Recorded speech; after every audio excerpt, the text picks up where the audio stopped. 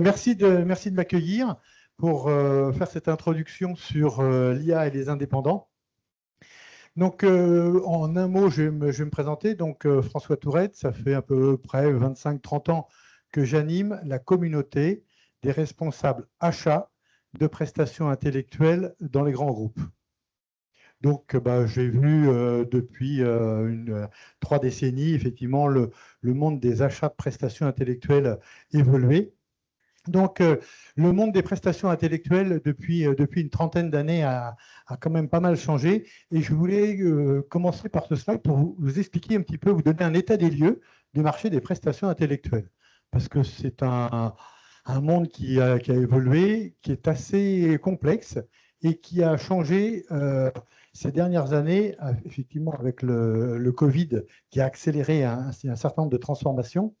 Mais aujourd'hui, les prestations intellectuelles en France, pour ce qui est des ESN, donc la partie des entreprises de services numériques, celle que vous connaissez peut-être plus simplement par le Syntec. Donc là, c'est le Numéum maintenant, qui est le nouveau nom du Syntec, qui nous dit qu'aujourd'hui, le marché des ESN en France, c'est aux environs de 35 milliards, pour à peu près 650 000 ETP. Donc ça, c'est le marché des ESN en France. En dessous, on voit le conseil en management et en stratégie. Le conseil, lui, représente aux environs de 8 milliards. Alors, 8 à 9 milliards pour le conseil en management, plus 3 milliards pour le conseil en stratégie. Le conseil en stratégie ne passe pas toujours par les achats. Ça passe peut-être souvent on va dire, à des niveaux qui stratosphériques. Après, il y a ce qu'on appelle l'ingénierie conseil en technologie. Donc ça représente à peu près 8 milliards. Ça va être les ingénieurs en mécanique des fluides, en électricité, on va dire ceux qui vont faire de l'informatique industrielle embarquée. Donc là aussi, ce sont des entreprises comme Ségula, Alten, Altran ou Acodis. Et puis, on va s'arrêter un petit peu plus sur les plateformes et sociétés d'intermédiation, puisque c'est elles qui portent les indépendants. Et comme l'a dit Tancred, depuis, on va dire, l'avènement de la digitalisation et l'accélération que le Covid a apporté, on a vu une explosion des indépendants. Tout le monde veut être indépendant. Bah oui, super, je vais être indépendant, je vais être mon propre patron, j'en aurai plus. Je n'aurai plus de patron. Non, tu vas voir, tu n'as plus de patron, mais tu as des clients. Ça aussi, c'est aussi intéressant d'avoir des clients et de voir comment fonctionnent les clients. Donc, mais tout ça pour dire qu'aujourd'hui, les indépendants et le périmètre dont je parle, ce sont les prestations intellectuelles dans les secteurs que je vous ai cités. Je ne vais pas vous parler aujourd'hui des indépendants qui font du Uber Eats ou qui sont dans d'autres métiers. Moi, je vous parle par rapport à ces métiers-là. Tout ce que je vais vous dire, c'est par rapport à ces métiers-là, hein, en termes d'indépendants, parce que vous allez pouvoir entendre des chiffres en vous disant, oui, il y a 3 millions d'indépendants en France. Oui, maintenant, dans le secteur qui nous concerne, donc dans les secteurs ingénierie, de l'informatique digitale, on est plutôt aux environs de entre 200 et 300 000. Il n'y en a pas forcément les 3 millions qu'on nous indique. Alors, si, mais sur d'autres métiers. Et donc, dans les plateformes et sociétés d'intermédiation, moi, le mot plateforme me gêne un petit peu, parce que plateforme, pour moi, ce n'est pas une structure juridique. Je ne sais pas ce que c'est d'ailleurs. C'est Uber, Malte, freelance.com, Deliveroo, tout ça, on met dans le terme plateforme. C'est juste un programme informatique qui permet à deux populations, clients et indépendants ou microstructures, de se rencontrer. Donc, je préfère le terme de société d'intermédiation. Et aujourd'hui, on va le voir, il y en a plus d'une centaine en France, avec une spécialisation qui est en train d'arriver, au même titre qu'auparavant, il y avait des ESN généralistes. Maintenant, il y a des ESN spécialisés en cyber, en data, en ce que vous voulez. Maintenant, auparavant, il y avait des plateformes et sociétés d'intermédiation généralistes. Maintenant, il y en a des spécialisés en achat, en finance, en cybersécurité. il y a la même représentation qui est en train de se passer au niveau des sociétés d'intermédiation. Portage salarial. Portage salarial, je le distingue des autres structures, puisque c'est comme l'intérim, c'est un code du travail, c'est une convention collective particulière. Et donc là aussi, ce sont des indépendants qui préfèrent commencer par être en portage salarial, c'est-à-dire être salarié, plutôt que de commencer à créer leur entreprise. Et là, on est à peu près à 2 milliards en France pour à peu près 300 sociétés de portage salarial. Après, manager de transition, à peu près 800 millions. Et puis, de nouveaux acteurs que l'on voit, qui sont les EOR, qui représentent à peu près 250 millions en France. Et tout ça donne une vision un petit peu du marché des prestations intellectuelles que l'on voit en France. Donc, ça, c'est une vision. Donc, c'est les chiffres que j'ai collectés au travers des différents organismes et autres. Le marché des prestations en 2025 a été... Alors, on va s'intéresser essentiellement aux deux chiffres qui sont sur la droite pour les ESN et les technologies. C'est en 2025, il y a eu moins 1,8 de croissance dans les ESN et moins 2,5 dans les ICT, alors qu'ils avaient prévu plus 0,9. En 2026, Numéum a prévu plus 1,4 pour les ESN et plus 1% pour les ICT. L'avenir nous dira. Le premier trimestre a été bon pour le marché des prestations intellectuelles au sens large. J'entends bien sûr les ESN, mais les indépendants, parce qu'il ne faut pas oublier que, je vous le rappelle, que les ESN emploient énormément d'indépendants. C'est entre 10 jusqu'à 40% d'indépendants qu'elles ont dans leurs effectifs. Donc, il ne faut pas oublier ça. Donc, le marché des ESN influe directement, bien évidemment, sur le marché des indépendants, qui sont les variables d'ajustement des ESN. Donc, c'est intéressant de voir ça. Donc, pour le premier trimestre 2026, le trimestre a été soutenu en nombre de demandes. Pour le deuxième trimestre, pour l'instant, les échos que j'ai, s'ils sont moins bons qu'espérés. Maintenant, on va voir un petit peu avec la suite. Voilà. Donc là, je vous ai mis la liste, le classement par Numéum et KPMG qui ont fait donc le classement des ESN. Je vous l'ai mis pourquoi? Parce que si vous regardez, vous avez des sociétés d'intermédiation qui en font partie. Vous avez par exemple Inops, qui fait partie du groupe freelance.com. Vous avez Fastor GIE en 30, qui est aussi une société d'intermédiation. Si on va sur la page suivante, s'il te plaît, on voit qu'il y a crème de la crème. En gros, aujourd'hui, on voit qu'un certain nombre de sociétés d'intermédiation se positionnent aussi dans le monde des ESN. Et donc, c'est juste pour vous montrer que, ça y est, les ESN et les sociétés d'intermédiation, il y a vraiment quand même des similitudes. Voilà. Les sociétés d'intermédiation, là, je vous en ai mis quelques-unes. Je vous ai dit qu'il y en avait une centaine en France. Là, il y en a 35-40. Je vous ai mis, bien sûr, celles qui sont les plus prégnantes par rapport au sujet qui nous intéresse. Mais si on regarde, j'ai souvent les clients qui me disent, tiens, j'ai des ESN, je voudrais faire un référencement sur les sociétés d'intermédiation, je voudrais en prendre une. Alors, je suis un petit peu surpris. Je leur dis, pourquoi en prendre une? Aujourd'hui, vous avez plusieurs ESN, peut-être prenez plusieurs sociétés d'intermédiation. Au même titre que, comme je l'ai dit tout à l'heure, les ESN, il y a des généralistes et puis il y a des spécialistes. Et donc, quel est votre besoin, monsieur les clients et madame les clientes? Est-ce que vous avez besoin de généralistes et ou de spécialistes? Prenez les deux. Ne prenez pas forcément l'un ou l'autre. Prenez ce dont vous pensez avoir besoin. Donc ça, c'est le premier point. Ce que l'on voit, et ce que je vous ai dit tout à l'heure, le marché des ESN a énormément d'indépendants.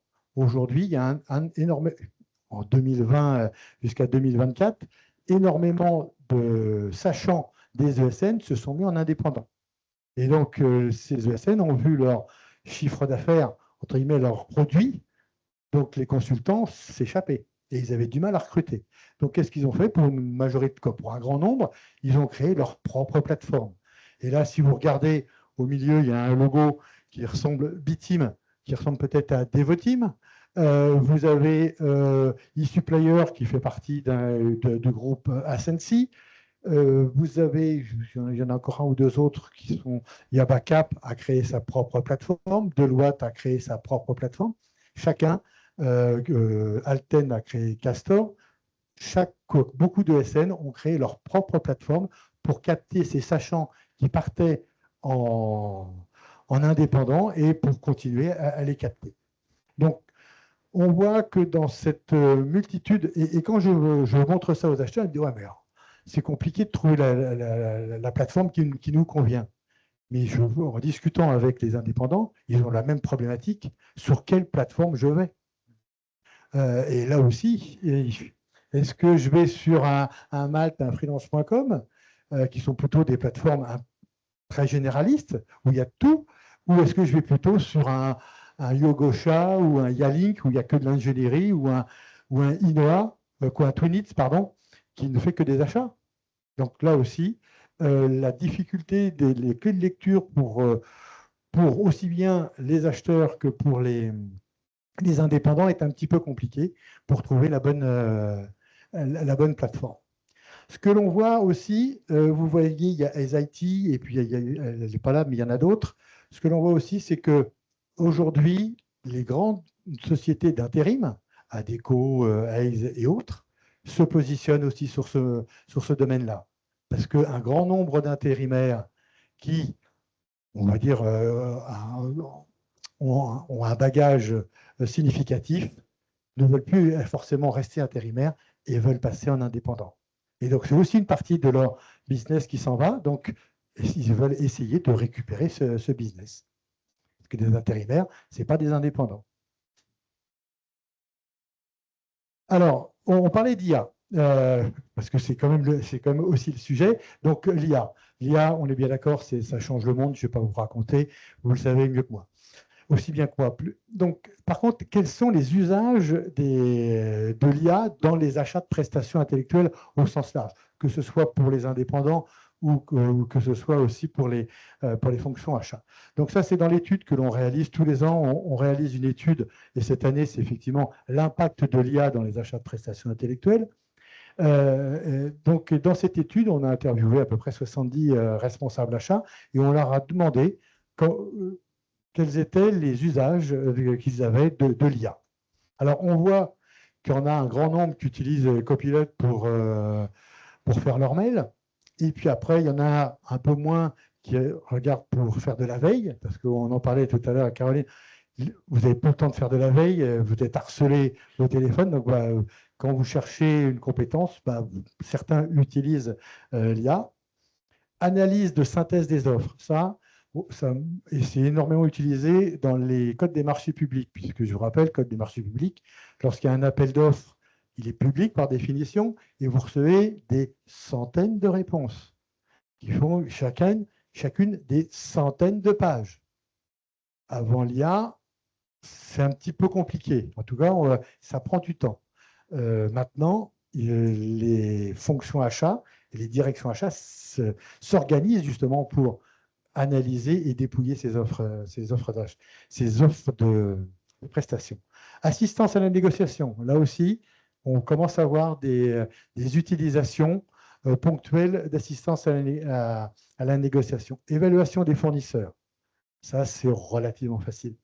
Assistance à la rédaction des cahiers des charges. Aujourd'hui, ce qu'on voit, c'est que des clients finaux utilisent l'IA pour émettre des appels d'offres et des cahiers des charges. Les fournisseurs utilisent l'IA pour répondre au cahier des charges qui a lui-même été généré par de l'IA. En gros, c'est l'IA qui parle à l'IA et puis il faudra intégrer l'intelligence de l'acheteur et l'intelligence commerciale pour qu'effectivement, tout ce qui est non dit, la politique, tout ça qu'on ne voit pas forcément, on puisse quand même la voir dans les négociations. Pilotage de la performance fournisseur, assistance à la rédaction des clauses contractuelles. Donc aujourd'hui, l'IA, en particulier, on va faire un petit point sur les sociétés d'intermédiation. Le modèle au départ de ces sociétés d'intermédiation, c'était d'un côté, on va dire, une société d'intermédiation, au milieu, une IA, donc une intelligence artificielle qui allait faire le match direct avec le besoin exprimé par le client.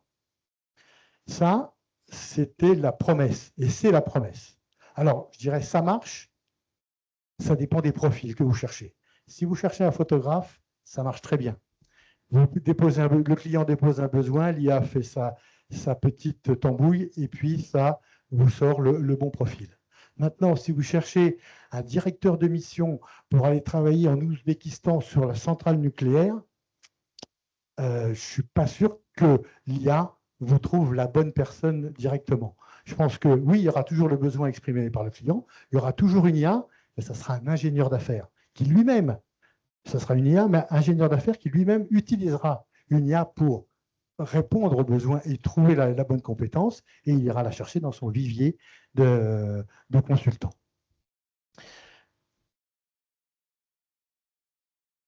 Une dernière slide. Non, je ne l'ai pas passée, non, c'est bientôt. Voilà, c'est bientôt l'été. Ça y est, on y est déjà. Donc, les grandes tendances que l'on voit effectivement sur l'année 2026, bon, un premier trimestre actif, un deuxième, on va dire mitigé, on va voir le reste. Nearshore, offshore, beaucoup d'acheteurs ont voulu aller faire de l'offshore ou des nearshore. Ils se posent des questions, puisque maintenant, avec l'IA, est-ce que ça vaut le coup d'aller à l'autre bout du monde, alors que l'IA peut peut-être nous permettre de faire des gains de productivité de 20 à 30% sur des tâches répétitives qu'on voulait emmener à l'autre bout du monde. Donc, c'est peut-être plus la peine d'aller si loin tout de suite, parce que ce n'est pas forcément facile non plus d'aller au bout du monde. Des prestations sans frontières. Aujourd'hui, il y a pour des indépendants, pour des entreprises, elles peuvent, au travers de sociétés Deal ou Opton ou d'autres, vous trouvez un consultant en Ouzbékistan, le faire travailler au Brésil et lui livrer son matériel à Paris et puis le payer au Luxembourg. Aujourd'hui, ça, c'est des choses qui sont maintenant courantes et qui sont, on va dire, très industrialisées au travers d'un certain nombre de sociétés d'intermédiation au service des indépendants. L'implémentation de VMS. Alors là, c'est pour gérer l'ensemble des prestations. Le MSP, c'est pour gérer le service. Il y en a un que je n'ai pas mis parce que, en fait, il est utilisé par les sociétés d'intermédiation, il n'est pas utilisé par les clients. C'est ce qu'on appelle le FMS, c'est le Freelance Manager System.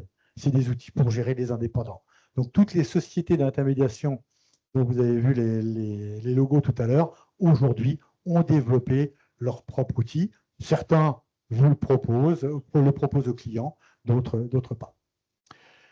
On voit des référencements donc, qui sont en train de se spécialiser un petit peu, voire avec parfois de l'ultra-massification sur les référencements, puisque après le Covid, il y a eu on va dire une ouverture des robinets parce que les clients finaux avaient du mal à sourcer, donc ils ouvraient effectivement l'accès à beaucoup d'entreprises pour répondre aux besoins de leurs clients internes. L'économie, avec ce qui se passe au niveau géopolitique, est un petit peu différente aujourd'hui. Donc, les besoins sont moindres, donc on resserre aujourd'hui les référencements et on fait de la massification. Il y a toujours un très fort taux d'intercontrat. On est aux environs toujours entre 10 et 15, ce qui n'est juste pas viable pour les ESN.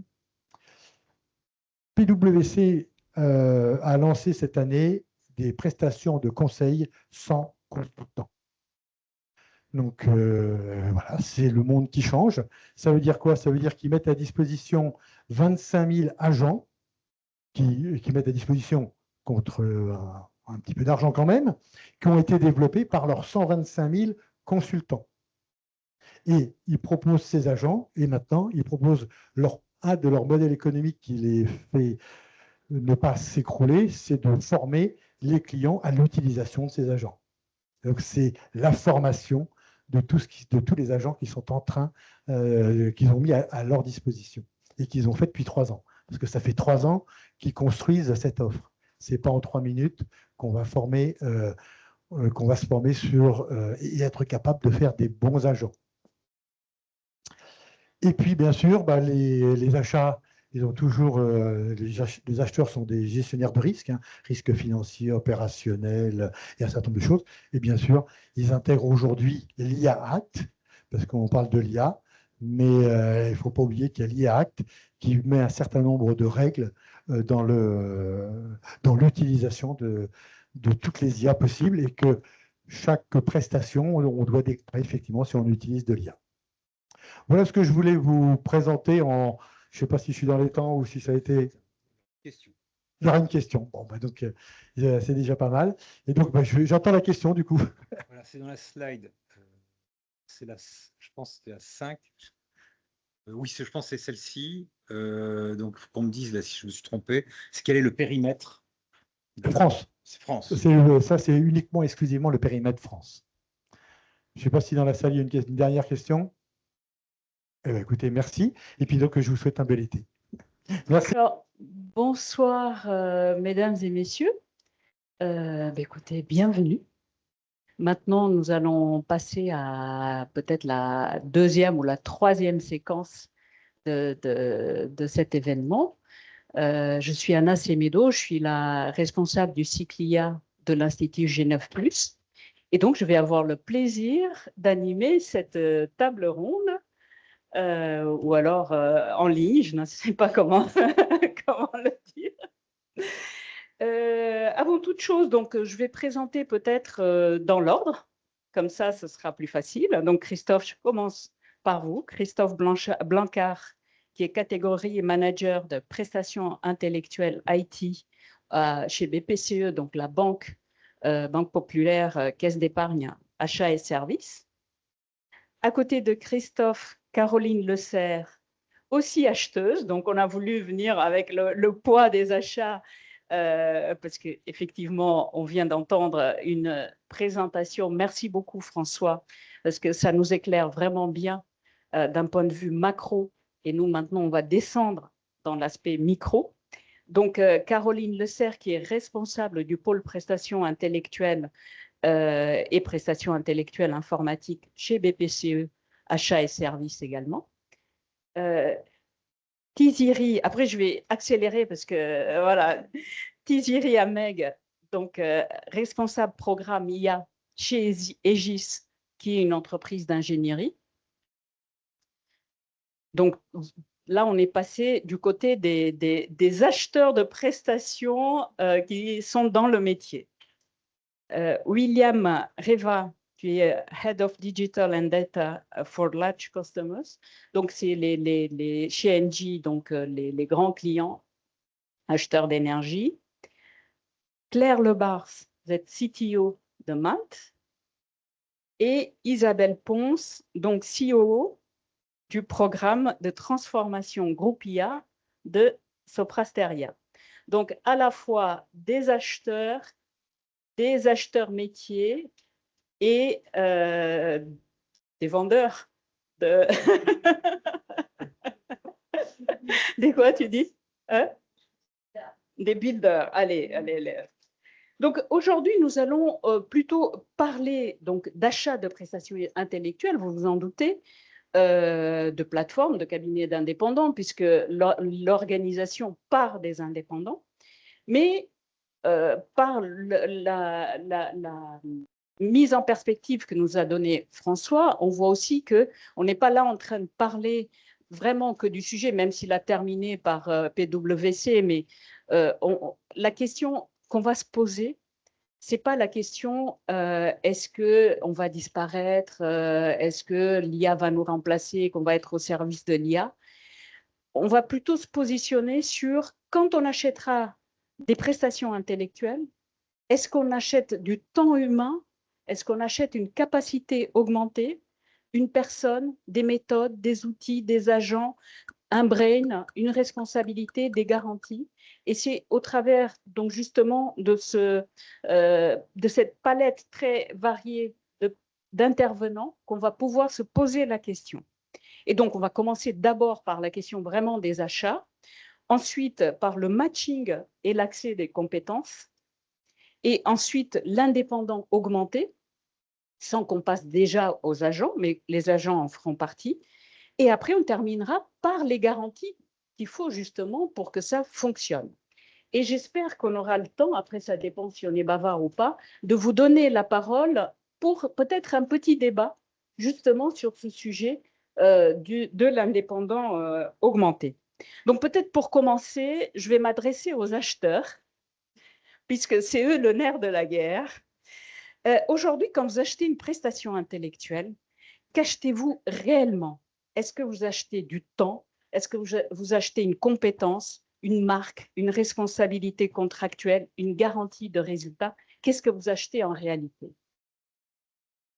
Oui, prenez, il est là pour justement pour cette fonction.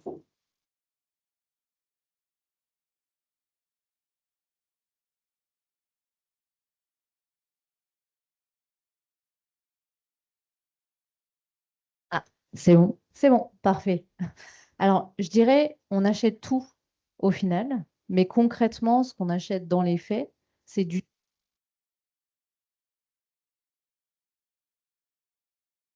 Je vais garder celui-ci.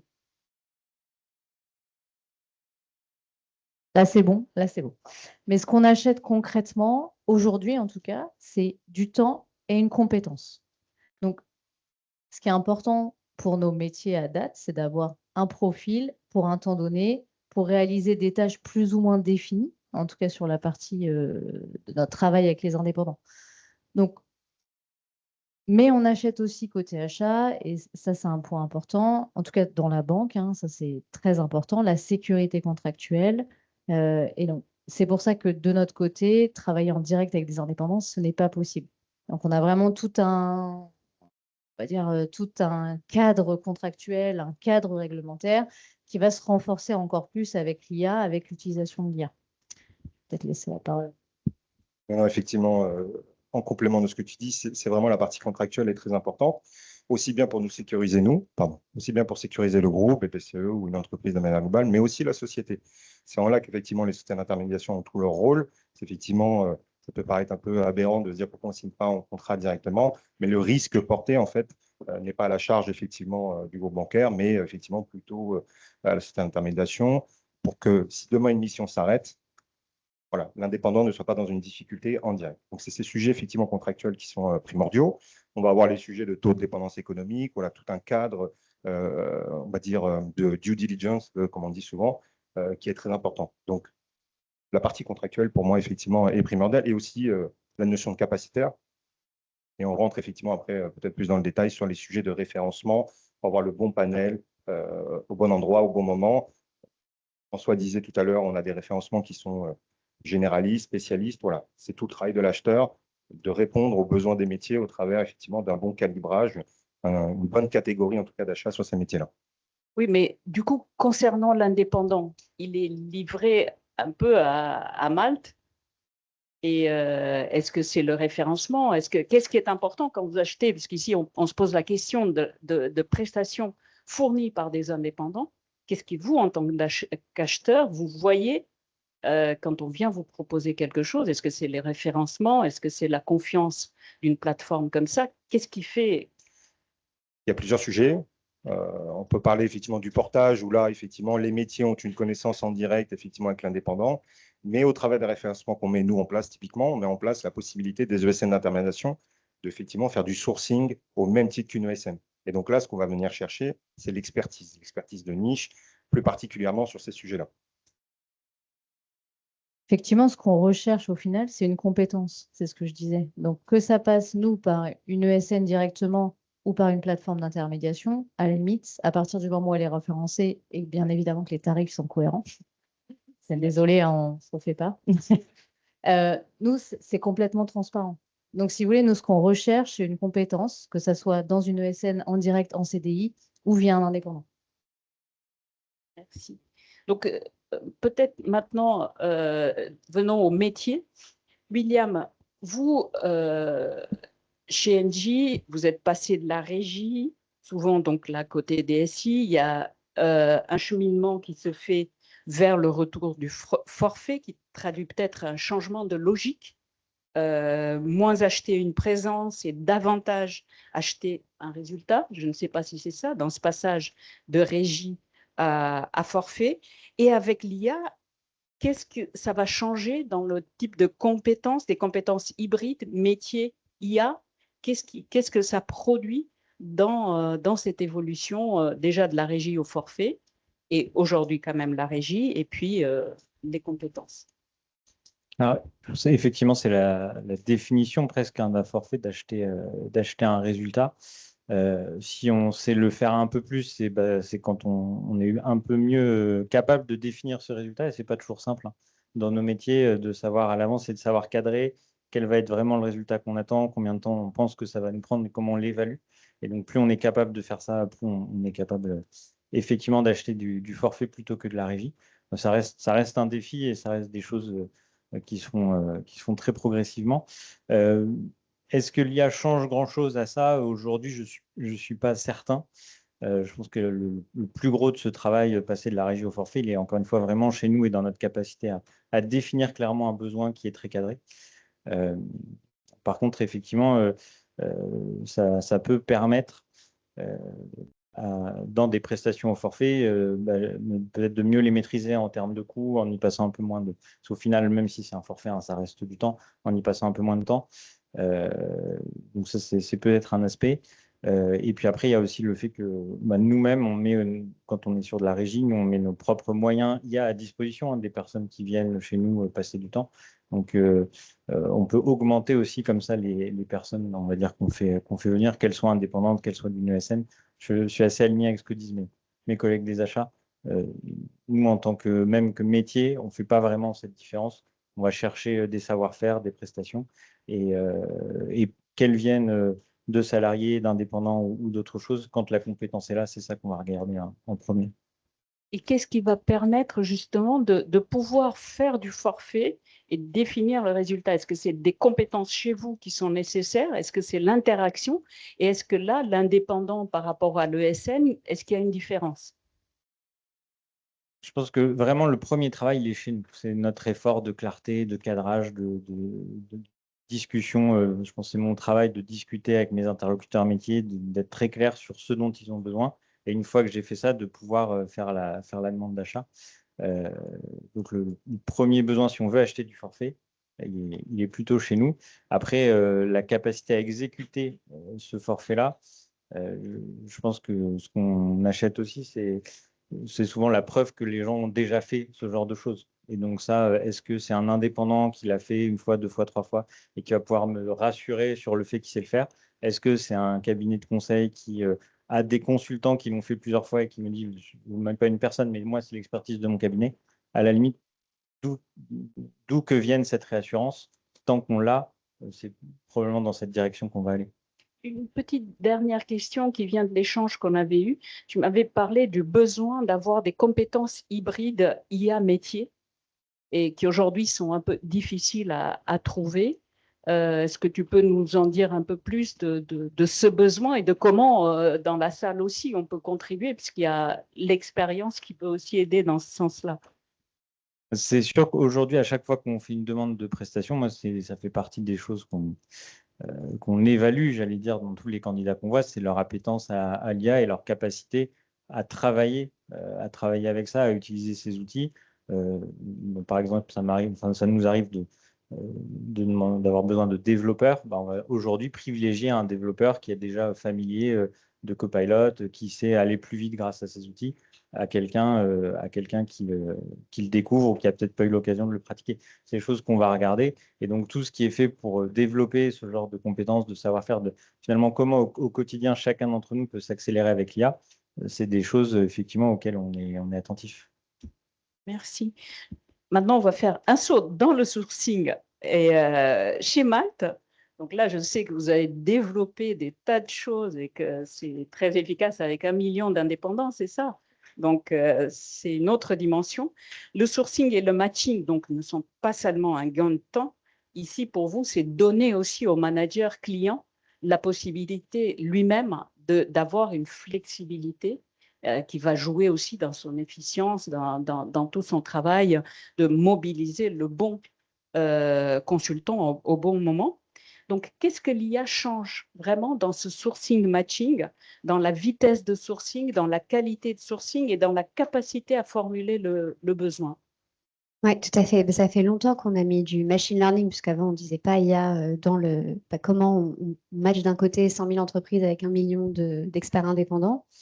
Ce qui est nouveau avec les grands modèles de langage, les LLM, c'est que maintenant, en fait, on peut aller au-delà du matching par mots-clés, c'est-à-dire est-ce qu'il y a vraiment ce mot-clé sur le CV, dans les compétences, sur le job title, et faire du matching sémantique. Et là, ça nous amène sur le matching sur les compétences. C'est-à-dire, vous avez peut-être mis data scientist, une personne qui s'est présentée comme machine learning engineer est tout à fait qualifiée. On va pouvoir traduire des expériences passées en compétences aussi grâce au modèle de langage. Donc, on a mis en place en fait aussi les modèles de langage pour à la fois faire ce que tu décrivais tout à l'heure. Il y a un besoin, un prompt, une job description, voilà, traduire ça ensuite dans des critères de recherche, mais aussi après pouvoir en fait montrer des profils auxquels en fait une recherche simple par mots-clés n'aurait pas identifié. Et ce qui est très intéressant, c'est qu'on est sur un marché qui est très biaisé, le recrutement. Typiquement, en fait, on filtre par une école, dans les mines, on filtre par un ancien employeur, etc. Et ça, c'est très, très biaisé. Ce qui est intéressant quand on va sur le matching sur les compétences, en fait, on arrive à mitiger ces biais, ça, et puis ce que tu décrivais sur la réputation. Voilà, donc ça, c'est quelque chose qui nous intéresse beaucoup, pouvoir montrer des profils divers, qui est une demande aussi qu'on a souvent des achats et des RH de plus en plus, sur la maturité des entreprises, sur leur approche justement du freelancing.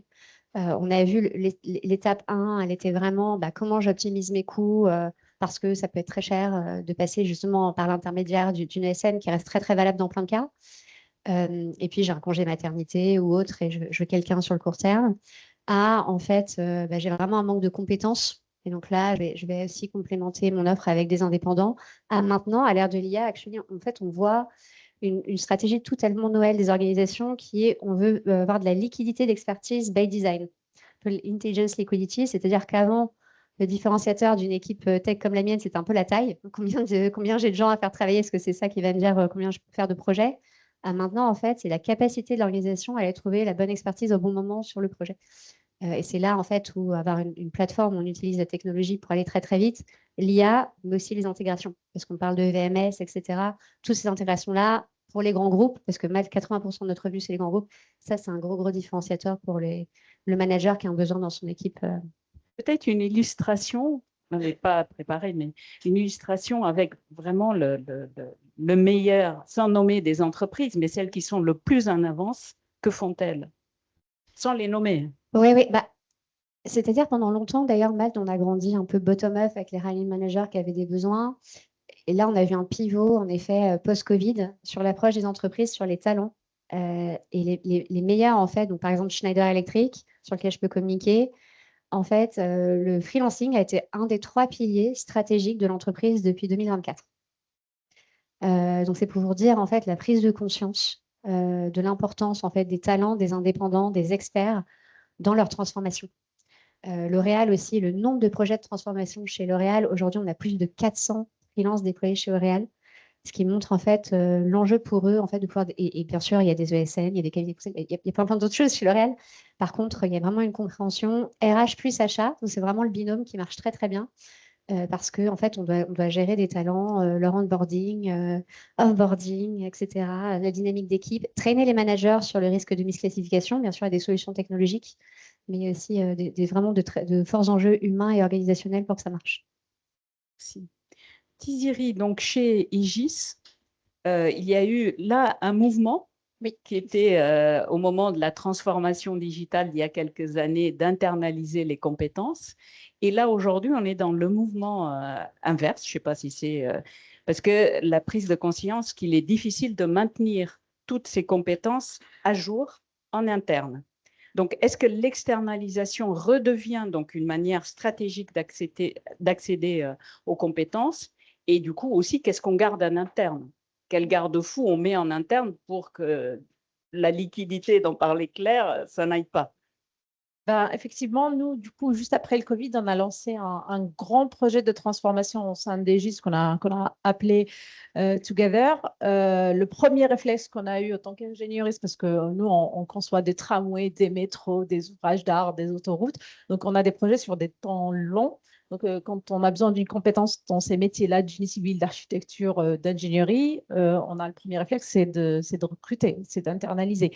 Donc, le premier réflexe qu'on a eu, c'est ça, d'internaliser. Donc, on a commencé par l'achat de startups qui ont développé en fait des outils qu'on avait besoin en fait de déployer chez nous. Et dans la création de cette direction de transformation digitale, en fait, par l'internationalisation aussi, par deux aspects. Le premier, c'est de faire monter en compétence en fait des technophiles ou des ingénieurs chez nous qui ont une appétence au digital, donc à travers une série de formations dans le secteur du digital dont j'en ai fait partie, dont j'ai bénéficié. Et aussi, on a recruté, parce qu'on avait créé notre Digital Factory, notre Data Factory, donc on a recruté en externe. Après, à un moment, on a voulu accélérer, on a voulu passer à l'échelle. Et là, aussi, l'IA est arrivé, donc fin 2022, parce que tout ce que je raconte là, c'est juste après le Covid, non, en 2020-2021. On s'était dit, pour aller plus vite, maintenant, en fait, on va se tourner vers l'extérieur. On va aller recruter de la prestation intellectuelle, des freelances. Et aussi, cette culture-là nous a été ramenée par l'achat des startups qui ont en fait cette culture d'aller acheter de la prestation intellectuelle. Et du coup, comme un peu Schneider Electric, c'est devenu en fait pour nous un réflexe d'aller chercher de la prestation intellectuelle en externe en freelancing. Et en freelancing, on a trois types finalement de besoins. Le premier besoin, c'est vraiment de faire monter en capacité les équipes en interne qu'on a commencé déjà à constituer en internalisant. Donc, en fait, ça va être d'avoir recours à des freelances, mais sur des temps longs, donc sur des projets qui vont sur 1 an à 2 ans, donc ils vont venir augmenter la capacité d'une équipe qu'on a en interne. Donc, ils vont être là à plein temps. La deuxième type d'achat qu'on fait, de demande, c'est sur, on va dire, du temps partiel, sur des expertises, en fait, des freelances, des indépendants qui vont nous apporter des expertises sur un sujet en particulier, mais dont on n'a pas besoin, en fait, tout le temps. Donc, je crois qu'on l'appelle le fractionnaire ou le fractionnal. Penser plus que moi clair sur ce sujet. Donc, ils vont avoir un contrat avec nous à temps partiel, 2 jours, 3 jours par semaine, et qui vont venir en fait nous épauler sur des sujets sur lesquels, de toute façon, la stratégie d'internaliser n'est pas bonne parce qu'on n'a pas besoin d'un ETP sur ce sujet-là. Sur ces profils-là, ils sont là pour en fait finalement pour nous challenger sur les décisions qu'on prend. Ils vont venir aussi pour transfert de compétences parce que les équipes en interne qu'on a en fait, surtout ceux qu'on a fait monter en compétences, ils ont encore besoin de monter en compétences. Après, la troisième catégorie, c'est vraiment des expertises assez pointues, notamment en IA, en machine learning par exemple, où on va aller acheter ce qu'on peut appeler du micro-consulting. Mais là, en fait, avec Aegis, ce qu'on a fait, c'est qu'on achète un forfait annuel. Par exemple, j'achète 30 jours de ce profil-là. Et du coup, on fait appel à lui au besoin, 1 heure par-ci, 1 heure par-là, 2 heures par-là. J'ai besoin d'une question, j'ai besoin en fait de me décider sur la stratégie make or buy, sur un outil en particulier, une techno en particulier. Je l'appelle, voilà, aide-moi en fait à y voir plus clair parce que je n'arrive pas à me décider là-dessus. Toi, avec ton expérience, ton expertise sur le sujet, voilà, tu vas m'aider à y voir plus clair. Donc voilà à peu près le panorama de très riche panorama. Et j'imagine que les acheteurs à côté, ils sont en train de se dire, mais moi, si je suis chez Aegis, comment je fais? Et du coup, donc cette logique un peu de compétences évolutives à différentes facettes, etc. Comment vous, acheteurs, vous réagissez à ça et comment vous pouvez l'intégrer? Effectivement, ce n'est pas évident. Parce que, comme l'a dit François très justement, on est aussi des gestionnaires de risques et encore plus dans la banque où on est dans un environnement assez contraint, réglementairement parlant. Donc, on a des actions, on essaye de flexibiliser. Mais on a des règles qu'on doit respecter. Donc, c'est vrai qu'aujourd'hui, on a un peu un plafond de verre. On utilise beaucoup les freelances dans de la régie. Mais aujourd'hui, sur la partie forfaitaire, sur la partie centre de compétences, AT groupé, sur ce type de sujet, centre de service, on n'arrive pas encore à passer ce plafond qui est peut-être plus flexible aussi pour nos métiers. Mais aujourd'hui, on attend un peu plus de nos amis les plateformes, dont certaines sont présentes ici, pour nous accompagner sur d'autres sujets qui permettraient aussi d'être peut-être plus flexibles. Mais c'est vrai que nous, on peut faire du fractionné, mais appeler un consultant pour une journée pour un conseil, c'est compliqué. Enfin, dans les faits, on a du mal à flexibiliser cette partie-là, clairement.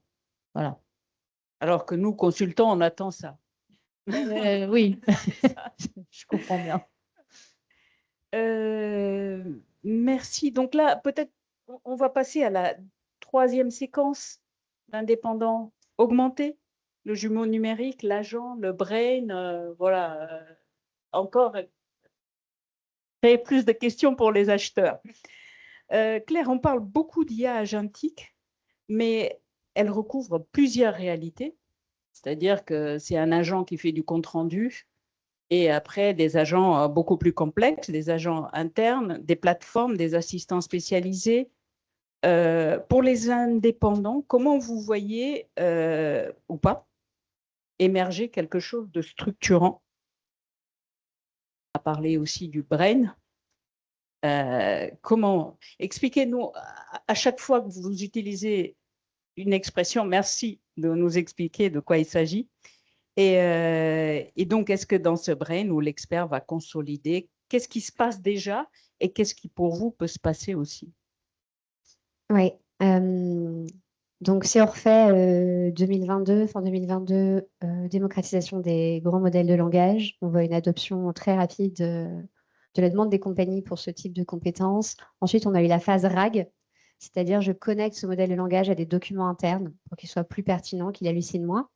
Et puis, la troisième phase, avec l'explosion en 2025, des agents, c'est-à-dire qu'à mon RAG, je lui donne des outils, il peut chercher Internet, il peut répondre à des emails, faire des actions, il a de la mémoire, etc., si on simplifie. Ce qu'on voit d'ailleurs, je vous en ai ramené quelques exemplaires pour ceux qui préfèrent la version papier que digitale. Tous les ans, on sort nos Tech Trends. D'ailleurs, la dernière fois, je vous avais ramené la version 2025. Ça, je vous ramène la version 2026. Ce qui est intéressant de voir, c'est que la demande des entreprises pour la compétence en agentique, elle a fait x60. C'est en 2025. Et là, sur achat, on est encore dans une accélération plus rapide. Bon, les x60, vous allez me dire, ça part d'où? Ce qui est intéressant, c'est que c'est une adoption technologique qui va encore plus vite que les LLM, les grands modèles de langage, et le RAG. Donc, c'est la compétence qu'on voit, la demande pour cette compétence, c'est celle qu'on a vu le plus vite, grandir le plus vite ces 13 dernières années. Donc, toutes les entreprises se posent la question, elles redécouvrent la tech. Qu'est-ce que j'automatise? Elles ne savent pas forcément d'ailleurs ce qu'elles cherchent derrière ça. Ça, c'est vrai pour les PME. On ne sait pas forcément. Souvent, on est sur des choses qui se résolvent d'ailleurs avec du N8N, du MEC, du Zapier, voilà votre technologie préférée. Ou des choses qui restent de l'ordre du RAG. Chez les grands groupes, c'est beaucoup plus clair. Quand il y a vraiment une demande pour de l'agentique, en fait, la plupart des grands groupes sont en train de construire leur plateforme agentique, de réaliser qu'il y a un besoin, surtout en Europe, parce que nous, on est principalement en Europe, qu'il y a un besoin d'indépendance technologique, et donc de se dire, je ne vais pas déployer du cloud code ou du cloud make partout. En fait, je veux construire une plateforme sur laquelle je vais pouvoir pivoter le modèle. Et derrière ça, on parlait du brain. En fait, chaque entreprise, on parlait du data lake, centralisation de toutes les données à l'ère de la transformation digitale. Là, on est sur la version plus avancée, qu'on veut centraliser non seulement ces données, mais aussi toute cette documentation interne, nos process, notre orga. Donc, tout ça, c'est ce qu'on appelle le brain, le cerveau de l'entreprise, pour que ce soit une connaissance partagée pour tous les agents. Donc, nous, on va avoir une explosion de la demande pour des profils qui vont aider à la fois sur la stratégie et sur l'exécution de cela. Et de l'autre côté, talent, bien sûr, les freelances n'ont pas attendu. D'ailleurs, on voit qu'ils sont toujours à 6-12 mois en avance des entreprises. Ça, on a des stats aussi là-dessus sur le rapport. En fait, il y en a déjà beaucoup qui mettent en avant, alors en-delà de la tech, cette double compétence, IA et marketing, IA et HR. Et d'ailleurs, on voit que sur les jobs non-tech, c'est maintenant une demande pour un quart, enfin obligatoire, des compétences en IA, d'avoir ces compétences-là. Et donc, les freelances se sont auto-formés. Sur la tech, la plupart des freelances ont déjà développé leur RAG sur leur portefeuille et leurs propres agents. Donc là se pose la question de je vais chez le client, qu'est-ce que je peux utiliser, qu'est-ce que je ne peux pas utiliser. Et donc ça, c'est un sujet sur lequel on accompagne les clients. Sur les petites et moyennes entreprises, ça se résout assez bien. Sur les grands groupes, pour moi, la question, elle n'est pas résolue. Et on va avoir besoin encore d'innovation technologique. C'est une question qui est ouverte sur laquelle on travaille avec certaines directions des achats, derrière le département tech, sur réfléchir c'est quoi la façon sécurisée de connecter le brain de l'entreprise avec ce brain de propriété intellectuelle de l'expert indépendant. Et ça, pour moi, ça va être un gros sujet des 12-18 prochains mois, mais qui n'est pas résolu aujourd'hui en termes de sécurité pour l'entreprise et aussi de sécurisation de la propriété intellectuelle des indépendants. Merci. On n'avait pas prévu, mais en tant qu'ESN, est-ce que ce sujet, comment il se pose pour vous, justement, de ce brain de l'indépendant qui se connecte ou pas au brain de l'entreprise? On y reviendra, mais est-ce que l'ESN a aussi ce même sujet et quels sont les agents que l'ESN crée et quels sont ceux qu'elle va apporter à l'entreprise et quelles sont les questions que ça pose? Alors, on a un peu la même question exactement en ce moment, parce que nous, on est en train de construire ce qu'on appelle le harness engineering, donc c'est le fait de piloter, on va dire, un workflow agentique en définissant le cadre, les règles, voilà, comment on veut que ça se déroule. Donc, nous, on fait ça pour notre propre métier, qui est le développement logiciel. Et j'ai la question là, en ce moment, 2 à 3 fois par semaine, qui est, donc si on le fait nous, parce qu'en fait, nous, on a plusieurs modèles. Donc, si on fait la prestation chez nous, dans notre environnement pour un client, on n'a pas de sujet, puisqu'on utilise nos outils dans notre environnement pour produire pour le client. Mais en effet, quand on produit dans les environnements des clients, qu'est-ce qu'on fait comment on va à la fois valoriser ça sans vendre un produit, parce que, alors pour le coup, ça, c'est une conviction qu'on a, nous, je ne sais pas si c'est toutes les ESN, mais moi, je pense que on n'a pas de vraie valeur à vendre des plateformes comme ça parce qu'elles évoluent tellement vite. Enfin, la technologie évolue tellement vite, puis tout le monde a ça. Voilà, si vous voulez des bibliothèques de skills aujourd'hui, enfin, ce qui est intéressant, c'est de maîtriser vraiment tout le processus. Mais chaque composant en lui-même n'a pas tant de valeur. Donc, je ne peux pas le vendre comme produit, puis je n'ai pas envie de m'engager là-dedans. Et en même temps, il faut que je sécurise ma propriété intellectuelle, parce que si je le déploie chez les clients, demain, ils n'ont plus besoin de moi et ils vont faire ça tout seuls. Surtout que si on le fait bien, enfin, ça fait quand même beaucoup de choses tout seul. Donc c'est une question, mais pareil, qu'on n'a pas répondu, qu'on est en train de réfléchir sur nos différents comptes. Puis ça dépend aussi. Alors, nous, on travaille essentiellement pour des grands comptes, pour le coup, donc je ne sais pas le sujet des PME, mais on a des clients très, très différents quant à ce qu'ils recherchent, qu'ils achètent leur modalité d'achat, leurs exigences. Donc, en plus, on n'a pas du tout les mêmes cadres d'un client à un autre. Très intéressant. On voit que l'IA est en train de nous apporter beaucoup de nouvelles questions. Et William, donc si un indépendant augmenté, sans arriver au mot de brain, de toute façon, on est noyé de mots et tout le monde après met derrière un mot ce qu'il veut. Mais si un indépendant augmenté par l'IA produit plus vite, plus précisément et différemment, comment on va valoriser ça? Est-ce qu'on va payer moins parce qu'il produit plus vite? Est-ce qu'on va ou mieux, comment ça se passe? Et d'ailleurs, on n'a pas parlé de comment on paye un agent. Comme j'ai des acheteurs à droite, je vais dire qu'on doit payer moins, je pense. Ils vont te dire qu'eux, ils ne font pas ça. En fait, je pense que ça dépend de ce qu'on achète, en fait. Je disais tout à l'heure que parfois, on achète un peu de preuve sociale ou de réputation. Et je pense qu'aujourd'hui, une très bonne réputation, on est prête à la payer cher. Et je pense que ça ne change pas avec l'augmentation. Peut-être que si quelqu'un vient avec un agent qui a aussi une excellente réputation, eh ben, ça va encore augmenter sa valeur. Mais fondamentalement, je pense qu'on est prêt à payer ce qui nous rassure, en fait. Et donc, cette bonne réputation, elle nous rassure. Quelqu'un, encore une fois, qui a déjà fait, qui a prouvé par son expérience que c'est un vrai expert de son domaine, on est prêt à mettre le prix aussi parce que ça rassure l'environnement au-dessus, à côté. Donc, je pense que c'est ça le principal indicateur de prix. Et je pense que quand on achète de la prestation intellectuelle, comme beaucoup d'autres choses, ben, en général, quand on paye un peu plus cher, on a un service de meilleure qualité. Je suis désolé, mais les acheteurs n'ont pas forcément moi, c'est mon expérience personnelle. De ces quelques temps. Donc après, voilà, moi, comme c'est pas moi l'acheteur, j'ai pas de scrupule à payer un peu plus. Et après, on discute et on s'arrange. Voilà, c'est un peu ça ma vue, moi, sur le. Oui, mais avec l'agent, du coup, nous, les consultants, on a intérêt à passer au forfait, vraiment. Parce qu'avec l'agent, tout le gars, l'acheteuse, elle dit oui, mais du coup, comment je vais gérer ça? Mais parce qu'avec un agent, comme le forfait, c'est un résultat, moi, je vais gagner à arriver avec plein d'agents et du coup être beaucoup plus efficace. Alors que si je suis payé par jour, surtout si je suis chez le client, je n'ai pas intérêt à amener des agents. Ou alors, comment ça… En fait, je pense qu'on a aussi un sujet de temps globalement dans les entreprises. Donc, on a des freelances qui vont potentiellement être très efficaces sur certains sujets, mais je prends l'exemple de notre groupe ou d'un grand groupe bancaire. Les projets sont longs, ça prend du temps, et la compétence qu'on demande, elle n'est pas la productivité. En fait, elle est sur de la gestion. Je prends l'exemple de gestion de projet, mais c'est valable un peu pour tout, sur le temps de ce projet-là. Donc, effectivement, nous, on se pose des questions côté achat. Comment on gère ce partage de la valeur? Est-ce qu'on a du temps partiel, mais sur de la régie? Est-ce que sur du forfait, effectivement, on partage un pourcentage de valeur, si on autorise l'IA, si on n'autorise pas l'IA, parce qu'on a aussi notre problématique de sécurité. Donc, nous, on est très fermés sur ces sujets-là. Ils peuvent utiliser notre IA, mais on va clairement pas pouvoir se brancher effectivement à leur brain. Ça, c'est pas en tout cas envisageable à date. On n'a pas de solution. Donc, on a ce vrai sujet-là de gestion managériale des métiers. Enfin, on ne peut pas dire managériale, mais oui, gestion, contrôle des métiers, en fait, et temps des projets.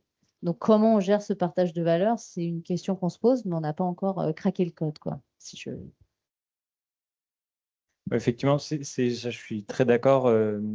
Même avec beaucoup on va dire, de compétences, d'expériences acquises et de capacité à aller plus vite, en fait, cette capacité à délivrer plus vite, elle n'est pas toujours mobilisable parce qu'il y a tout un tas de contraintes autour, ne serait-ce que d'ouvrir des droits. Voilà, les projets dans nos groupes à nous prennent beaucoup de temps et donc effectivement, même si les gens pourraient aller plus vite, un certain nombre de contraintes font qu'on est obligé de les garder plus longtemps. Après, effectivement, peut-être que si on résout tous nos problèmes technologiques et qu'on sait brancher des agents et exécuter rapidement, la question se posera différemment. Mais aujourd'hui, on doit prendre en compte effectivement tout ça. Je rejoins ce que tu disais tout à l'heure. Je pense qu'il faut aussi se reposer la question de ce qu'on achète. Par le temps, souvent, ce qu'on donne, c'est qu'on va acheter de l'expérience. Et bon, chez nous, on a plutôt une tendance à acheter effectivement des niveaux de seniorité qui sont assez élevés parce que ça rassure le métier. Après, avec un savoir qui peut être plus ou moins déporté, mais effectivement, ce qu'on achète, c'est surtout être rassuré. Et en se reposant la question de réellement qu'est-ce qu'on achète, est-ce que c'est vraiment l'expertise ou la productivité, on arrivera avec le temps, je pense, effectivement, à acheter à la juste valeur. Acheter peut-être effectivement de la seniorité un peu plus junior au profit de delivery par les IA, je pense que c'est des questions qu'il faut vraiment qu'on se repose, qu'on construise avec les métiers.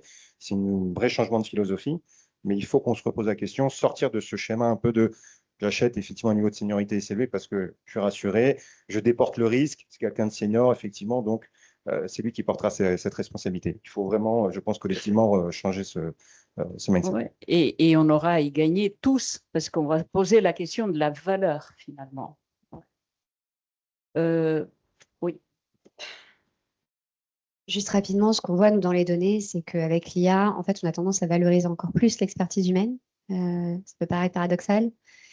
Le sujet de est-ce que je paye pour le résultat ou le temps passé, il se posait déjà sur les logos, c'est-à-dire du content, c'est-à-dire la personne qui a fait la tagline de L'Oréal parce que je le vois bien. Moi, elle a peut-être fait en 1 heure, mais en vrai, c'était the best in the world. Et donc, on voit en fait que les gens cherchent plutôt à travailler de plus en plus avec les meilleurs. C'est-à-dire qu'ils ne veulent pas une plateforme généraliste, ils veulent une multispécialiste. Ils veulent les meilleurs dans tous les domaines. C'est tous les domaines. Pareil, avant, on payait des fortunes pour avoir des decks de 100 slides, 200 slides, etc. du BCG. En fait, aujourd'hui, si on a 4 slides qui sont super bons, parce que produire du slide, c'est super cheap, en fait, les gens préfèrent moins. Et less is more, c'est vraiment la tendance qu'on voit, nous, sur les datas. Intéressant. Merci. Et Tiziri, donc toi, on reste dans le sujet, mais tu as un profil qui est intéressant parce que tu es architecte, tu es ingénieur et tu as aussi complété avec une formation numérique. Donc, dans ces métiers, le tien très technique, comment tu vois justement de pouvoir valoriser ces profils hybrides capables de comprendre à la fois le métier, la donnée, les outils, la contrainte, de venir avec le brain, de se connecter au brain. Comment tu vois tout ça dans ce multi? Ouais. Donc, je vais parler avec mon prisme de change practitioner, donc conduite du changement.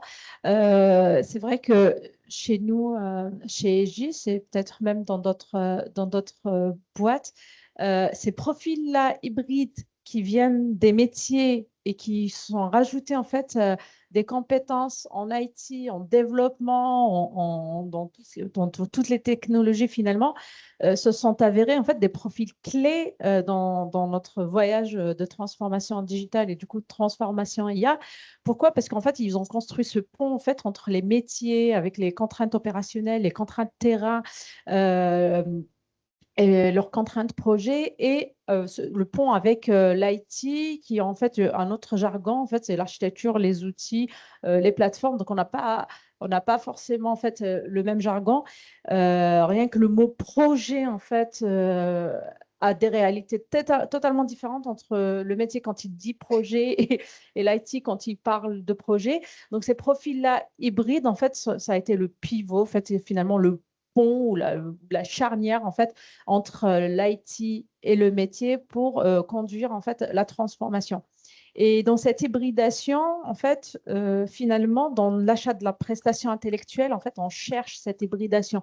C'est-à-dire que nous, quand on va avoir un consultant IA pour travailler, par exemple, sur des agents pour des ingénieurs civils ou des ingénieurs calcul, on préférerait celui, en fait, qui vient du métier ou au moins qui a le diplôme, qui parle le jargon, qui parle, en fait, le vocabulaire pour faciliter finalement, en fait, ce lien entre le métier et la techno.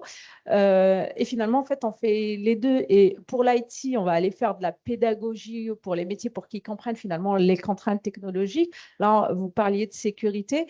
Les métiers, au départ, en fait, ils sont très enthousiastes. Ils veulent des agents partout. En fait, ils croient que c'est magique d'un coup, alors que la réalité n'est pas totalement ça. J'aime bien, en fait, pour l'anecdote, quelqu'un, en fait, un ingénieur, en fait, qui est allé sur, ça s'appelle Replit, qui a construit, en fait, un agent qui fait des offres. Voilà, en 2D, il a dit, oui, je suis arrivé en 2 jours, regarde ce que j'ai fait, j'ai pas besoin de copilot, j'ai pas besoin de toute votre contrainte.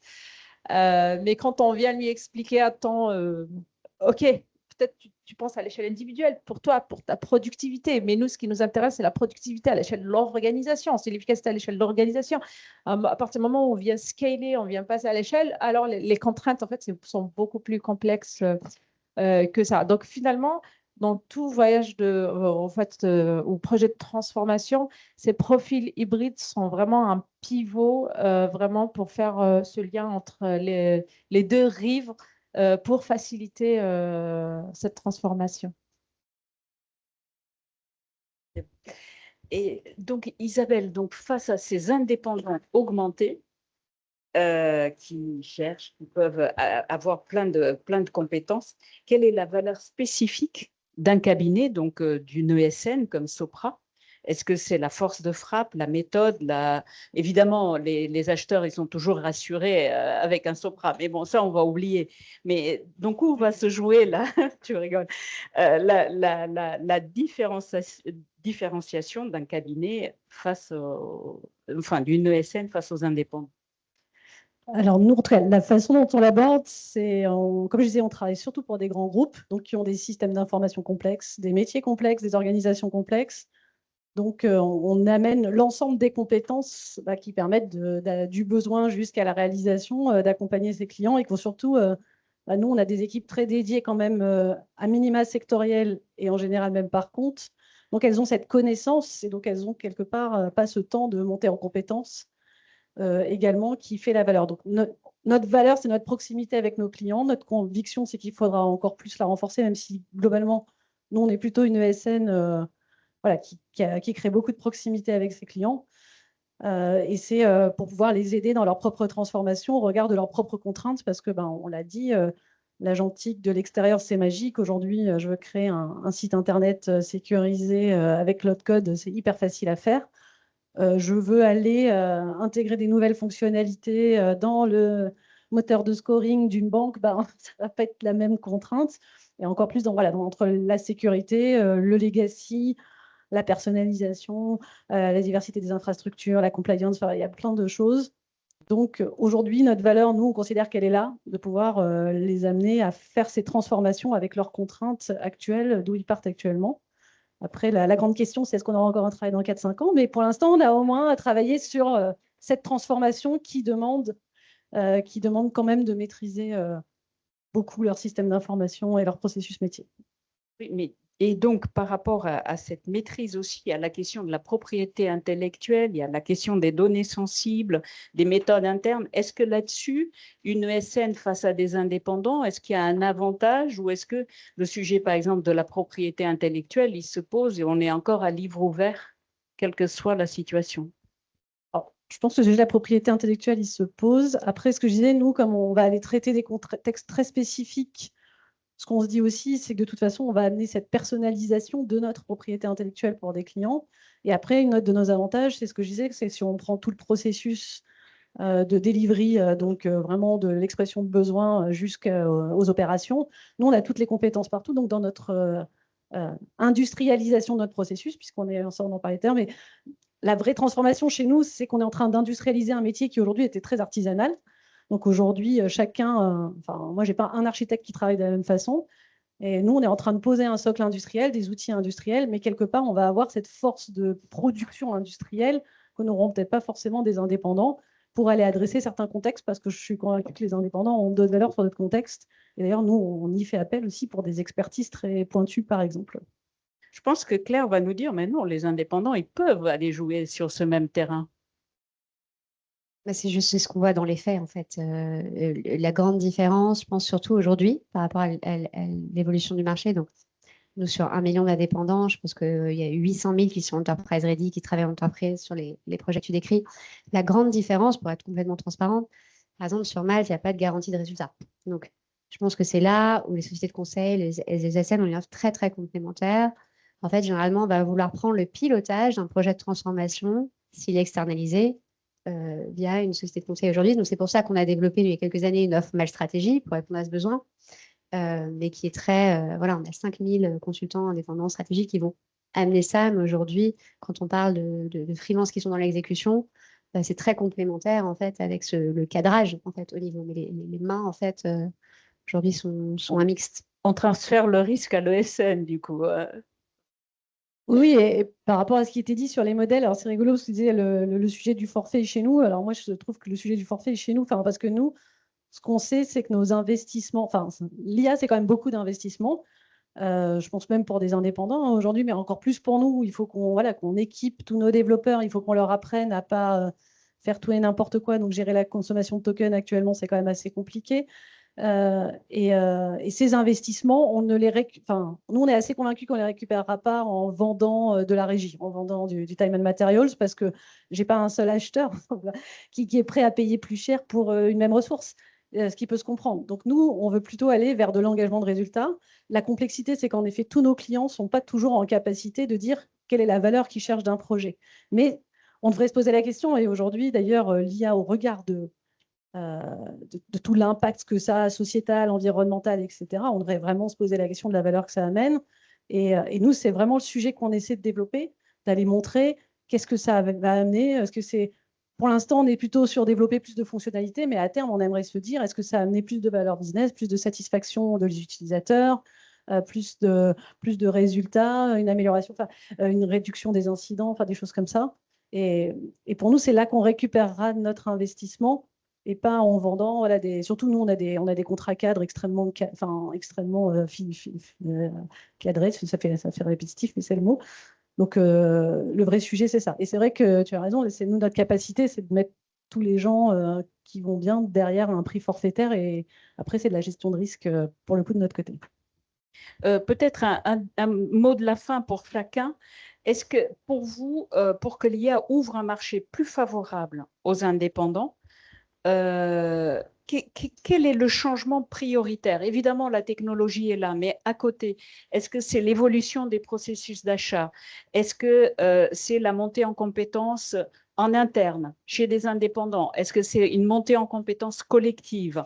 Est-ce que c'est une nouvelle culture à instaurer dans les entreprises? Est-ce que c'est des métiers hybrides? Chacun de vous a 1 minute pour dire, pour vous, quel est justement le ou les points qui sont majeurs.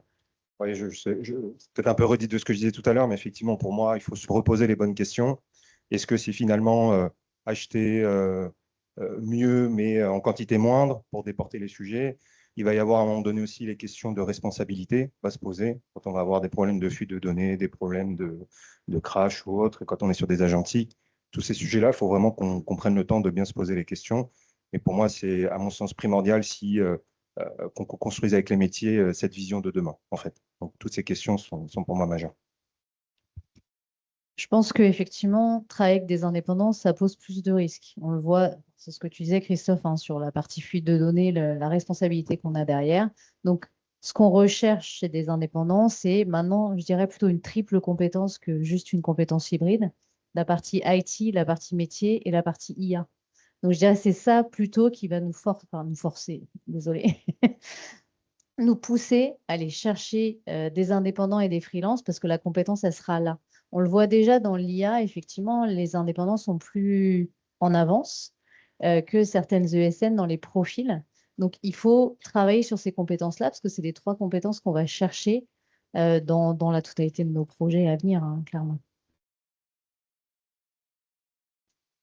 Pour ma part, en fait, pour avoir plus recours aux indépendants, c'était ça la question, hein, si j'ai bien compris. C'est vraiment de changer la culture d'entreprise par rapport à ça, parce que on a aussi, en fait, quand on est en interne, il y a quelqu'un qui vient de l'externe, il n'est pas tout à fait de la boîte, il est externe, donc il y a une question de confiance qui doit s'instaurer. Du coup, en fait, la culture d'entreprise doit en fait apprendre en fait à faire confiance à ses indépendants. Et le 2, c'est de comprendre aussi que pour moi, avoir recours aux indépendants, c'est un levier pour faire face finalement à la volatilité du marché. On est dans un monde de plus en plus complexe, ambigu, et avoir recours en fait à ces indépendants lève cette ambiguïté dans le sens où on aura plus d'agilité ou de flexibilité pour faire face en fait aux imprévus. Voilà. Je pense qu'il faut un autre modèle, en fait. Il faut qu'on réinvente effectivement et qu'on se repose ces questions parce que ça en ouvre beaucoup et on n'a pas aujourd'hui toutes les réponses. Si on regarde juste avec le prisme entre guillemets technologique et on se dit c'est juste une révolution technologique de plus qui nous permet d'aller plus vite, en fait, je pense qu'on rate une partie du sujet. C'est même déjà sans parler de la prestation, hein, à l'intérieur de l'entreprise, il faut qu'on retrouve, qu'on réinvente un peu nos façons de travailler et donc effectivement notre façon d'interagir avec les serveurs. C'est un nouveau modèle mental qu'il faut qu'on crée tous ensemble, je pense, pour mieux interagir avec nos indépendants. Complètement d'accord avec toi. Je pense que la transformation qu'on est en train de vivre, elle est peut-être 20% techno, 80% humaine. Et du coup, je pense que les entreprises qui sortiront leaders de cette phase de transfo, c'est celles qui approchent et qui vraiment priorisent la dimension humaine. Je pense qu'il y a 3 éléments là-dedans. La première, c'est la sécurité psychologique. On n'a pas du tout parlé ce soir, mais elle est clé pour l'expérimentation en fait des équipes. Et on est encore dans des grosses phases. On a beaucoup à apprendre. La deuxième, c'est la liquidité sur l'intelligence. On en parlait. Passer d'un modèle stock de people, de compétences à en fait cette liquidité qui donne de l'agilité, de la réactivité, etc. Et la troisième, là je prêche pour ma paroisse, mais ça va au-delà de maths, mais c'est l'indépendance de pensée. C'est-à-dire que en fait, on est vraiment, si vous regardez votre feed LinkedIn, les news, etc., en fait, on est dans des discours qui sont générés par peut-être 2-3 acteurs basés en Californie, je les connais bien, on pourrait passer beaucoup de temps. Et en vrai, amener des gens en fait externes, que ce soit voilà, boîte de conseil, etc., mais qui vont pouvoir avoir un sens critique et réfléchir avec vous sur qu'est-ce qu'on a besoin de construire, comment on approche ce projet. Je pense que c'est critique pour la phase de transformation qu'on est en train de vivre. Et moi, c'est peut-être celle qui m'inquiète le plus pour notre économie et le dynamisme de notre société. Le mot de la fin. Alors, moi, je dirais, en tout cas, tu en as parlé tout à l'heure, mais le côté être très expert, mais très expert dans la valeur qu'on veut apporter. Parce qu'en fait, aujourd'hui, je suis désolée, c'est pas très clair, mais aujourd'hui, moi, je vois par exemple beaucoup de startups, etc. Tout le monde fait des plateformes agentiques, mais l'agentique, l'IA, c'est un moyen, c'est pas une fin en soi. Et je pense que ceux qui s'en sortiront, c'est ceux qui arriveront à trouver la valeur qu'on arrive à en sortir. Donc, ça veut dire penser un peu autrement déjà, donc arriver à repenser les processus, ce qui est difficile hein, en effet, les grands groupes, le mien y compris, on a quand même beaucoup de mal à transformer, on a tendance à automatiser, améliorer, mais finalement, on ne repense pas. Donc, moi, j'attends ça des indépendants, qu'ils aident à repenser différemment, et je pense que c'est essentiel.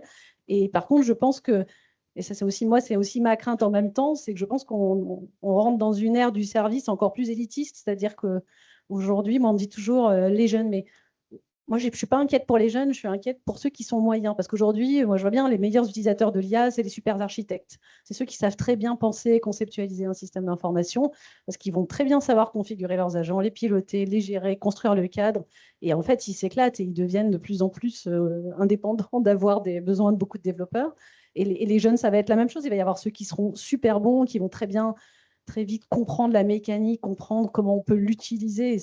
Et tous les gens qui sont un peu moyens, je ne sais pas trop ce qu'on va en faire en vrai chez nous. Et on en a plein aujourd'hui. Ils font du Java toute la journée. Et c'est pas, et je ne dis pas avec mépris ou quoi que ce soit. Je veux dire, mais c'est une réalité. Tout le monde n'est pas des top stars. Et les indépendants, je pense qu'il y a le vrai même risque. C'est le fait que les entreprises vont vouloir encore plus des top stars, des gens qui sont capables, c'est ce qu'on disait, hein, la personne qui sait à la fois maîtriser le technique, maîtriser le métier et le projeter le technique dans la transformation du métier. C'est le profil qu'on veut tous, mais il n'y en a pas tant que ça, des profils comme ça.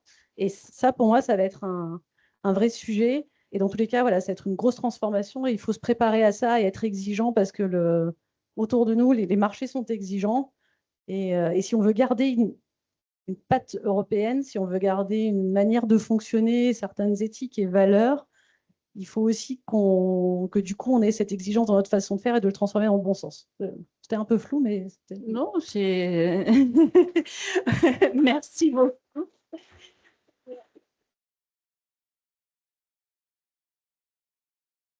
Donc, j'espère qu'on a donné un éclairage, je ne sais pas comment le qualifier, je ne cherche pas d'adjectif. Est-ce que la salle a des questions, des réactions? Tancred, tu peux... Les questions, elles sont là-bas. Donc, juste apporter... je crois que c'est celui-là. Hein. Non, je ne sais pas, c'est l'autre.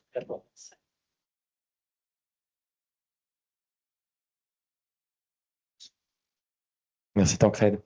Bonsoir, merci pour votre intervention. Dans ce que j'ai pu entendre ce soir, il y a un très fort accent qui a été mis sur la seniorité des freelances qu'on a envie d'embaucher. On n'est pas sans savoir que le marché pour les juniors est très compliqué. Est-ce que vous voyez une manière pour les juniors de rentrer sur le marché de l'emploi, en particulier en tant qu'indépendant?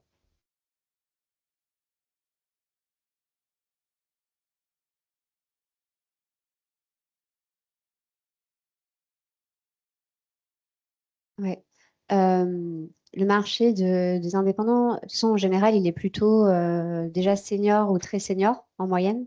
Ce qu'on voit sur la marketplace, c'est-à-dire que généralement, on ne recommande pas de se lancer juste après l'école, même s'il y a un désir de plus en plus de faire ça. Là, on voit que ça marche très bien, même avant ChatGPT & Co. Ça a été sur la cyber et là, de plus en plus sur le AI engineering.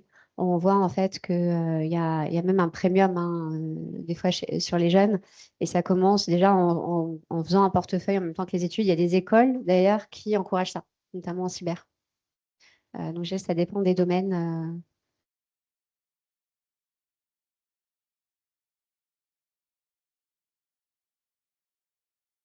Je complète et c'est très important. Et nous, typiquement, dans les objectifs qu'on fixe, on fixe des taux de juniorisation. Nous, aujourd'hui, effectivement, vraiment, l'objectif, c'est de changer un peu la pyramide qu'on a, nous, de seniorité. On a des taux de seniorité qui sont beaucoup trop élevés, effectivement. Alors, comme je disais tout à l'heure, je pense que c'est surtout les métiers qui ont besoin d'être assurés. Mais d'un point de vue collectif et nous, au niveau du groupe, effectivement, on impose effectivement de réduire ce taux aujourd'hui sur les prochaines années. Donc, c'est quelque chose qui est aujourd'hui pris en compte dans des groupes comme le nôtre, mais bien évidemment, j'imagine ailleurs. Juste ajouter quand même, pour avoir fait du conseil en transformation et aussi aujourd'hui en IA, je pense qu'il y a une transformation qui doit s'opérer dans les entreprises et où les jeunes pourraient avoir un rôle très important en justement coopérant avec les métiers. Aujourd'hui, on fait très peu appel aux métiers. On colle de l'IT ou de l'IA sur les métiers. Et si on veut vraiment tirer parti, on a soulevé des questions de sécurité, d'IP, etc. Mais je pense qu'on a un espace pour une transformation qui, pour l'instant, est la question du forfait. Avant, on était au forfait. Après, on est passé à la régie quand les entreprises ont déporté leurs compétences sur l'extérieur. Et je pense qu'aujourd'hui, on vit un moment où c'est aux entreprises de le faire, c'est pas aux ESN, c'est pas à Malte, c'est aux entreprises de créer ce besoin. Et là, je pense qu'il y a un vrai espace pour les jeunes. Mais est-ce que vous allez le créer? Question du fond de la salle. D'abord, merci pour les opinions exprimées. J'ai une question sur les observations que vous faites dans les entreprises pour lesquelles vous travaillez, qui concernent la capacité d'accueil des expertises de ces indépendants, équipés ou non, avec leurs outils, leurs méthodes, de telle façon d'avoir une coproduction de services entre l'indépendant, la structure d'accueil, qui est une organisation, pour que ça soit efficace, questionnant, avec la gestion du risque qui est, oui, mais on va devoir remettre en cause nos processus, on va devoir remettre en cause peut-être nos hiérarchies, les pouvoirs de certains départements par rapport à d'autres. Donc, qu'est-ce que vous observez? Est-ce que vous observez un allant, c'est-à-dire vraiment un accueil, une volonté de refaire le monde, entre guillemets, ou est-ce que vous voyez plutôt une espèce de friction entre un désir d'y aller, mais en bloquant tout pour que rien ne change?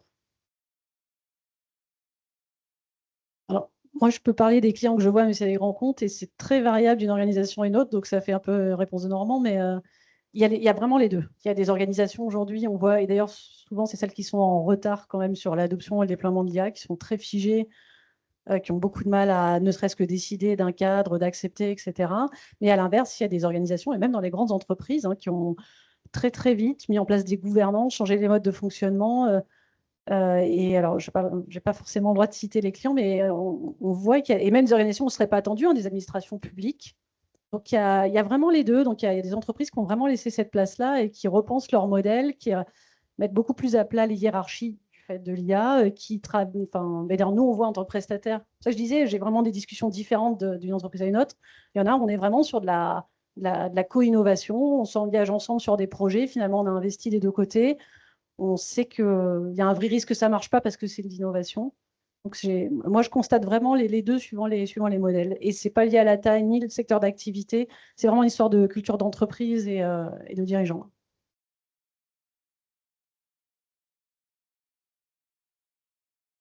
Après, aujourd'hui, en tout cas, ce qu'on voit dans les organisations, c'est que cette transformation-là, en général, elle vient des grands cabinets avec un grand nom. Enfin, je suis très transparente sur le sujet. Mais effectivement, quand ça vient d'un indépendant, peut-être deux, le message a encore du mal à passer. Enfin, voilà, pour partager vraiment la transparence de comment ça fonctionne dans les grands, en tout cas, dans certains grands groupes, comme on dit, ça fait très. Mais clairement, et c'est ni bien ni pas bien, c'est juste un fait à date. Donc c'est vrai que cette transformation-là, elle vient difficilement, en tout cas dans les grands groupes, des indépendants à date. Oui. Oui, j'ai une question, il y en avait 3 sous-questions dedans. Alors, je ne suis pas sûr qu'on va pouvoir y répondre parce que c'est presque des sujets de conférence. Il y a comment les entreprises gèrent leur gouvernance de données et se préparent à appliquer l'IA Act. Je ne suis pas sûr, on a besoin peut-être 2 heures pour y répondre, mais...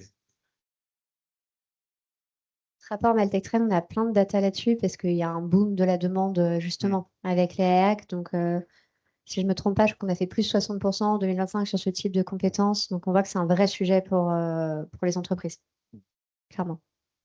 Une autre question, c'est alors qui peut être technique, c'est les garde-fous aujourd'hui se limitent au prompt. Je pense que c'est le fine-tuning dont on parle, mais on corrigera. Ou est-ce qu'il faut descendre une brique en dessous? Là, je ne suis pas trop sûr de comprendre la question, mais je pense que c'est un bon point. C'est est-ce qu'il faut là, je ne suis pas sûr. Je crois qu'on demandera à Christian d'éclaircir.